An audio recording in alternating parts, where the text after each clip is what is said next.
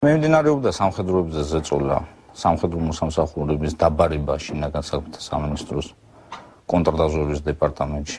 10 დამუშავება, გადაბირება, დაშინება, გვენდოდა განცხადების გაკეთება, ტელევიზიის მოწვევა, ჟურნალისტების არასამთავრობო ორგანიზაციებს და ამის შემდეგ ვაპირებდი თანამდებობის დატოვებას. გია კრიალაშვილი ჩემ გვერდზე იჯდა, იმ მანქანაში იჯდა, რომელშიც მოხდა ჩვენი ლიკვიდაცია, ასე ვთქვათ. მერაბიშვილი ესწრებოდა, უგულავა ესწრებოდა, გივით არგამაძე ესწრებოდა და კიდევ ბევრი იყო, აღარ ვიცი.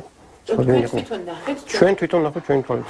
მე ვიცოდი იმ ხელისუფლების პირობებში ჩემს სიმართლეს ვერ დავამტკიცებდი და არანაირი აზრი არ ჰქონდა ჩემ ჩაბარებას და არასოდეს არ ვაპირებ მე იმ ხელისუფლებას ჩაუბარებულიყავი და რაღაც მემტკიცები და მე იმათვის ჩემი სიმართლე, იმიტომ რომ აზრი არ ჰქონდა ჩემ ჩაბარებას. ესე იგი, როდესაც ჩავჯექით მანქანაში და მოვდიოდით, იქ იყვნენ ჩასაფრებულ ყოს. ეს იყო სოდის სპეცრაზმის კოდუას რაზმი, კი, კოდუას რაზმი. თავის მძღოლიანად უკვე შეკრებილები იყვნენ, რომლებმაც გაგვყიდეს ფაქტიურად. გზაში გადაგვიდგა საპატრულო მანქანა და სადაც შიგვე მარშრუტკაში ეჯდნენ და ჩაგვწყლეს. ვინ იყო იმ დროს იქ? მე მინდა ეს გთხოვოთ გაიხსენოთ. ვინ იყვნენ მაშინდელი ხელისუფლების წარმომადგენლები თუ იყვნენ ამ სპეცოპერაციის დროს? როდესაც ჩაგვწყლეს და გადამოგვაგდეს მანქანიდან, ფაქტიურად გია ადგილზე გარდაიცვალა, ჩვენ ორივე მძიმედ ვიყავით. ჩვენ დავინახეთ იმ სპეცოპერაციაზე, ალბათ 300 კაცზე მეტი იყვნენ იქ, ბევრი სამოქალაქო ფორუმი და ჩვენ აღმოვიცანით, ეს იყვნენ გიგი უგულავა ამ სპეცოპერაციაზე საუბრობთ სპეცოპერაციაზე კი გივით არგამაძე ანუ მერაბიშვილი და თითქმის ყველა სპეცრაზმის მეთაური იმ გზატკეცილზე სადაც მოხდა თქვენი ჩაწყლა გადმოგდების შემდეგ როდესაც გადმომაგდეს შემდეგ დამიხრიტეს ხელები ამა თვალწინ ხელები ფეხები ბევრი იყვნენ ძალიან ხალბატონები და შემდეგ ამიკეთეს საკონტროლო გასვლა მკერდში აი ესენი იყვნენ სისხლის მომწყურვალები თქვენ წერენ ახსენის ხო გაჭრილი კაცი მაჯები დაუხრიტეს. აქ იყო 9 ცეცხლსროლი ჭრილობა, ამ 9-დან ერთი იყო მუცლის ღრუში შემავალი. იყო ღვიძლის მარჯვენა წილის ფართო დაზიანება და ნაღვლის ბუშტი იყო დაზიანება ბატონი ოთანაძის შემთხვევაში. ბატონი ამირიძის შემთხვევაში ზუსტად ვერ ვიტყვი, აქაც მრავლობითი ჭრილობა. ხელები დახვრეტილი ქონდა, იგი ამბობს, რომ დამიხრიტესო ხელები მაჯები. ვერ გავიხსენებ ეგეთ რამეს ბატონ ამირიძის შემთხვევაში მაგ ოპერაციას აქ მრავლობითი ჭრილობებიდან რამოდენიმე იყო ზედა და კიდურებში ერთ-ერთი ტყვია რომელიც არ აღმოჩნდა შემავალი ამოღებული იქნა გუნკერდის ძვლის არიდან მხოლოდ ერთი ცეცხლსროლი ჭრილობა იყო მუცლის ღრუში შემავალი იყო დიდი სისხლის დანაკარგი მიახლოებით ლიტრამდე სისხლი იყო მუცლის ღრუში და იყო მძიმე დაზიანება. რაც შეეხება რა ზრუნველობა აღმოიჩინეს ეს კითხვა ჩემთან არ არის. ერთადერთი ის შემილია ვთქვა რომ დაგვიანებით რომ მოეყვანათ მით უმეტეს ბატონი ოთანაძე ეს შემთხვევა არ დამთავრდებოდა. ვინ მოიყვანა ისინი? თუ შეგიძლიათ მაგას ეს სპეცრაზმი იყო, პოლიცია იყო, მე არ ვიცი, იყო ფორმაში ჩაცმულები. იყო საკმაოდ რთული სიტუაცია. მიკროფონი ახლოს. საკმაოდ რთული სიტუაცია იყო, იმასაც მინდა გაუსვა ხაზი, რომ ძალიან ისეთი ჯანმრთელობის პაციენტის შემხვდა, ცნობილი პაციენტი არის, ცნობილი პიროვნება არის თავისი ფიზიკური მონაცემებით. ნუ ღმერთის წყალობით კარგად დამთავრდა ეს შემთხვევა და ეს პიროვნება დღეს ცოცხალია თავის მეგობართან ერთად და მოხარული ვარ ძალიან რომ ორივეს ჯანმრთელად ვხედავ. ეს არის კატასტროფა. ჩვენ ყველანი ვართ გაოცებული.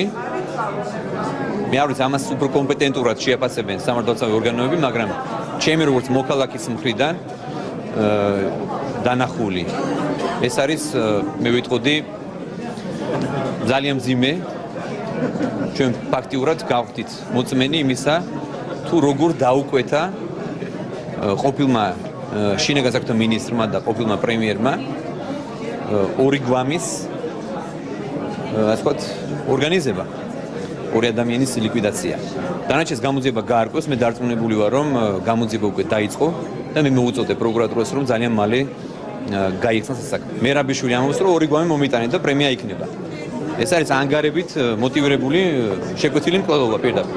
ერთადერთი შემიძლია ამ მასალასთან დაკავშირებით, რომელიც მე ვნახე, მოვუწოდო პროკურატურას, რომ დაინტერესდეს ამ მასალით, ჩვენ ცხოვრობთ სამართლებრივ სახელმწიფოში, სადაც ნებისმიერი ადამიანის უდანაშაულობის პრეზუმპცია დაცულია და ამ საკითხებზე მსჯელობს მხოლოდ პროკურატურა და სასამართლო და არა პოლიტიკოსები. სამართალდამცავი სტრუქტურების და პროკურატურის გადასაწყვეტით, როგორ წარიმართება გამოძიება, იკვეთება ნიშნები ძალიან სერიოზული დანაშაულის, რაც ვნახეთ თქვათ იმ კადრებში, მაგრამ ეს არის პროკურატურის პრეროგატივა და რა თქმა უნდა მე ვთვლი, რომ ყველა თვითმხილველმა თანამონაწილემ უნდა მისცეს ჩვენება და უნდა დაეხმაროს პროკურატურას გამოძიების ობიექტურად წარმართვაში. საქართველოში სიკვდილი დასჯა გაუქმებულია.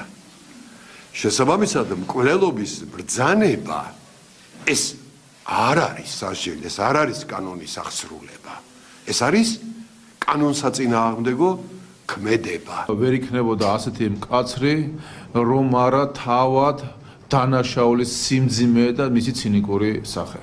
დანაშაულის სიმძიმე გამოიხატება იმაში, რომ მერაბიშვილის სიტყვებს შედეგობრივად მოყვა ადამიანებისათვის სიცხლის მოსპობა. ორი ადამიანის მკვლელობის შეკვეთის განმახორციელებელი სამწუხაროდ ჩანს რომ არის ვანო მერაბიშვილი და ცხადია ეს არის საფუძველი იმისთვის რომ დაიკითხოს ეს ადამიანი ამ საქმესთან დაკავშირებით. ბრალის დამძიმება არ დამძიმება, რა თქმა უნდა, ეს არ არის პარლამენტის წევრის გადასაწყვეტი, ეს უნდა გადაწყვიტოს თვითონ პროკურატურამ. ეს ყველაფერი დადასტურდება, ვანო მერაბიშვილი არის უკანონო ბრძანების გამცემი. პირდაპირ მკვლელობას უკვეთავს, ამ ყველაფერს სჭირდება რა თქმა უნდა გამოძიება და შემდგომ შეგვიძლია ვისაუბროთ უკვე კონკრეტული პირების პასუხისმგებლობას. გუშინდელმა კადრებმაც კიდევ ერთხელ დაგვარწმუნა იმაში, რომ დღევანდელი ხელისუფლება არის აბსოლუტურად უსუსური, გამოიძიოს ქვეყნისათვის უმნიშვნელოვანესი თემები. ახლა აღიძვრება საქმე, დაიწყება ძიება, რომელიც გაგრძელდება მრავალი თვის განმავლობაში, დაიკითხება რამოდენიმე ასეული ადამიანი და ბოლოს სასამართლო მიიღებს გამომართლებელ განაჩენს. ეს არის ქართული ოცნებისა და ნაციონალური მოძრაობის კოჰაბიტაციის ტიპიური გამოხატულება. სამწუხაროდ მე ამ კადრების შემდგომ არ ველი არანაირ რეაგირებას პროკურატურისაგან.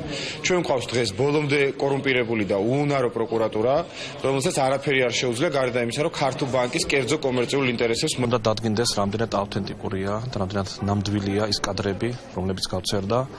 და თუ ნამდვილად ასეა, აუცილებლად უნდა დაიწყოს გამოძიება ამ ფაქტთან დაკავშირებით. თუ ესეთი ინფორმაცია აქვს სპეცსამსახურებს და ისინი ავრცელებენ ასეთი ფორმით, მაშინ ეს გაუგებარი გვაქვს საქმის სხვა ტიპის პრობლემასთან. ეს ვიდეო წარმოადგენს საფუძველს გამოძიების დაწყების. თუ დადგინდება ავთენტურობა, შემდგომში მე ვფიქრობ, საჭიროა ყველა იმ პირის დაკითხვა, რომელიც მონაწილეობდა ამ ოპერაციაში. მე ვფიქრობ, რომ მხოლოდ ამ პირის საფუძველზე ჯერჯერობით საუბარი ბრალის დამძიმებაზე შეუძლებელია. გამოძიება უნდა დაფიქრდეს და გამოიძიოს, რა ტიპის დანაშაული შეიძლება გამოიკვეთოს იმ მოქმედებაში და იმ სიტყვებში, რაზეც გუშინ იყო საუბარი.